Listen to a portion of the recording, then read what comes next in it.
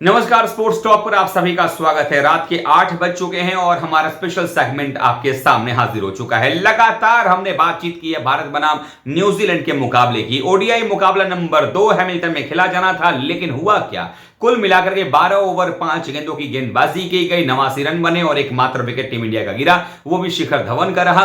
और कुल मिलाकर के देखें तो बारिश जो है वो मैन ऑफ द मैच रही, यानी कि बारिश ने कॉल्ड ऑफ करवा दिया मुकाबले को, यानी कि बिना किसी रिजल्ट के मुकाबला समाप्त हो गया। आज न्यूजीलैंड के खिलाड़ी सोच रहे होंगे कि हमारे पास मौका था सीरीज जीतने का, टीम इंडिया के खिलाड़ी सोच रहे होंगे कि मौका था सीरीज को बराबर करके सीरीज जीतने के लिए क्राइस्टचर्च पहुंचने का। लेकिन अब एक जो चीज हुई है वो यही है हुआ कि अब अगले मैच में जब आप जाएंगे खेलने के लिए क्राइस्टचर्च में, वहां पर 30 तारीख को मैच, और 30 तारीख को जब वहां पर आप मैच खेलने उतरेंगे तो आपके पास एक ही मौका होगा, वो होगा कि करो या मरो। यानी कि अगर जीते तो सीरीज को ड्रॉ करवा लेंगे, अगर हार गए तो सीरीज जीत जाएगी 2-0 से न्यूजीलैंड की टीम। तो इस समय हमारे हालात वैसे ही हैं जैसे हालात न्यूजीलैंड के T20 में थे कि हम जीतते तो सीरीज जीतते और अगर वो जीते तो सीरीज ड्रॉ पर समाप्त हो जाता। लेकिन मुकाबला टाई हो गया था T20 वाला और हम मैच जीत गए, सीरीज जीत गए दरअसल।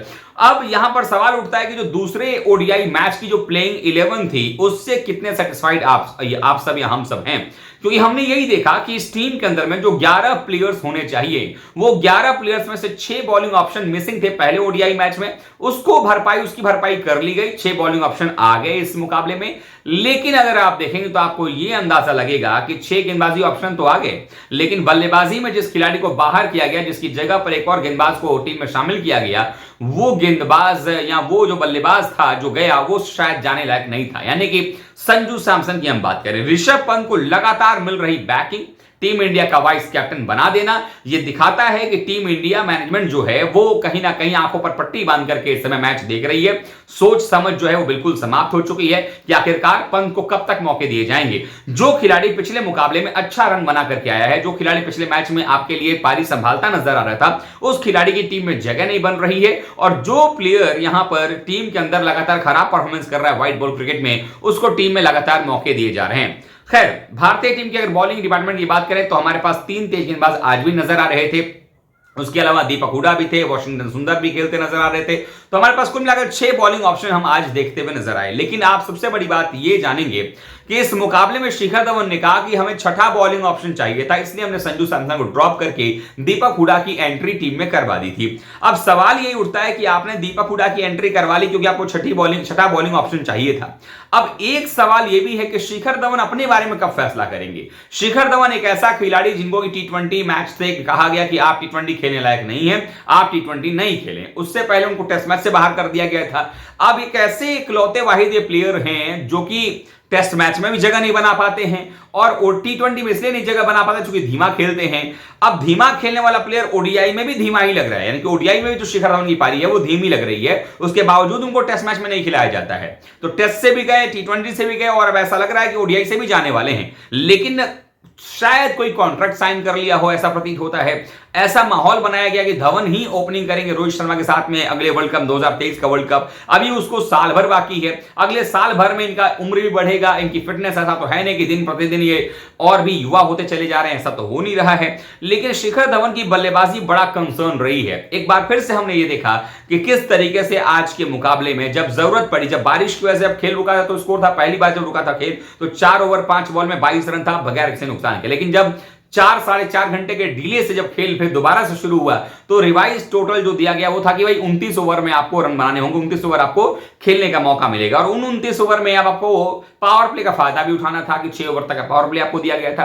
अब ऐसे में जब बैटिंग करने के लिए आए, धवन ने आक्रामक रुख अपनाने का जो कोशिश किया वो फेल हो गया बुरी तरीके से और वो आउट होकर चले गए 3 रन बना करके 10 गेंदों में। तो ये दिखाता हुआ कि शिखर धवन जब जब अटैक करने जाएंगे तब तब वो परेशान होते नजर आएंगे और उनकी बल्लेबाजी खुद की अच्छी चल नहीं रही है। अब उसका दबाव जो है वो कहीं ना कहीं असर शुभमन गिल पर भी पड़ेगा। शुभमन गिल जो कि अच्छा कर रहे हैं, उनको बांग्लादेश दौरे पर भी नहीं चुना गया है। वहां पर रोहित के साथ में शिखर ही ओपनिंग करेंगे, केएल राहुल भी मिडिल ऑर्डर में आ रहे हैं, लेकिन फिर शुभमन गिल वहां पर नहीं खेल रहे हैं। तो सवाल ये उठता है कि क्या आपके परफॉर्मेंस की वजह से नए खिलाड़ी का जो है वो जगह खतरे में नहीं है? क्या शिखर धवन की वजह से शुभमन गिल जो है वो 2023 वर्ल्ड कप में जगह बनाते जब नहीं दिखेंगे तो इसका दोषी कौन होगा? कौन मानेगा कि आखिरकार शिखर धवन किस आधार पर टीम के अंदर में है?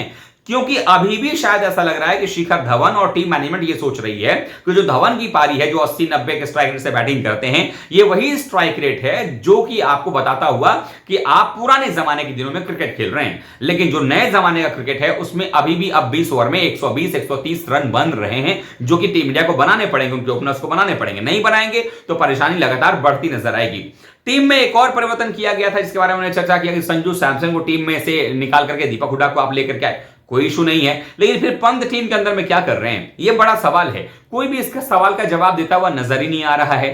अब ले दे करके पूरी टीम का जो कॉम्बिनेशन है उससे एक ही चीज समझ में आता है कि दीपक चाहर अगर गेंद को स्विंग ना कराते, अगर आज मैच होता पूरा और उनकी गेंदें अगर आज स्विंग ना होती, काम ना करती और किसी वजह से अगर वो फेल हो जाते, तो क्या शार्दुल ठाकुर मैच जिता देते आपके लिए? क्या होता है इस मुकाबले में? क्योंकि जो न्यूजीलैंड की बल्लेबाजी है वो तो और भी स्ट्रांग नजर आ रही है। डैरेल मिचेल है उनके पास में, ग्लेन फिलिप्स है, विलियमसन है, लैथम है, कॉनवे है, फिन एलन है। इनके पास जो ये 6 बल्लेबाज हैं, ये कातिलाना 6 बल्लेबाज हैं। किसी भी गेंदबाजी आक्रमण को ध्वस्त करने के लिए इनके पास सारे वो अस्त्र शस्त्र हैं जो चाहिए किसी भी टीम के लिए।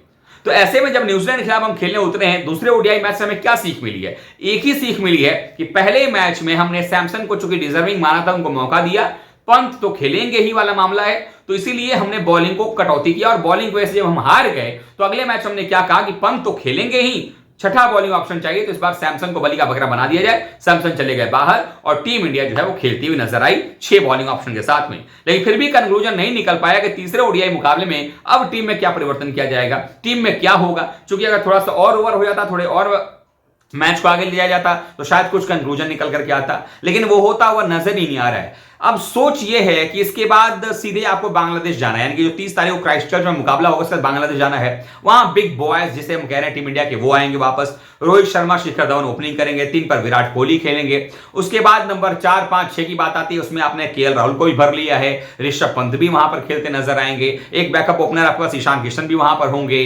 तो ये सारे प्लेयर्स वहां पर मौजूद होंगे। फिर शुभमन को जगह वहां पर नहीं है। सूर्य कुमार यादव तो समझ में आता है, चूंकि भाई लगातार क्रिकेट खेल रहे हैं, उनको भी आराम देना जरूरी था, क्योंकि जनवरी में फिर आपको नई सीरीज खेलनी है और वहां पर सूर्या को फिर से बिल्कुल फुली फिट होकर के, और फिटनेस तो अपना उनका है ही, लेकिन फिर से एनर्जी लेकर के दोबारा से री एनर्जाइज होकर खेलेंगे तो ज्यादा होगा बेहतर टीम इंडिया के लिए।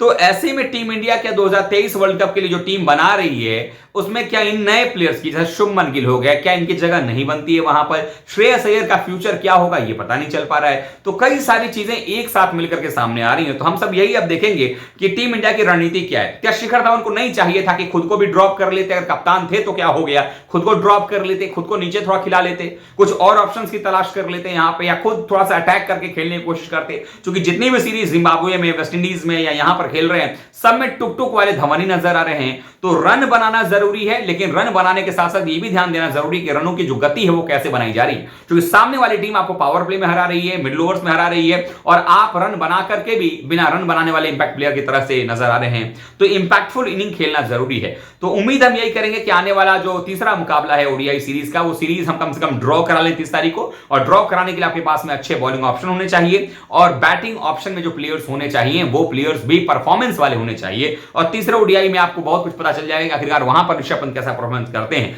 आपकी क्या राय है? क्या ऋषभ पंत तीसरे ओडीआई में परफॉर्म करेंगे? और संजू सैमसन को जो टीम से बाहर का रास्ता दिखाया गया है, संजू सैमसन को क्या टीम में नहीं होना चाहिए या होना चाहिए? आप कमेंट करके बताइएगा। वीडियो को लाइक कीजिएगा, शेयर कीजिएगा, और चैनल सब्सक्राइब नहीं किया तो जरूर कर लीजिएगा।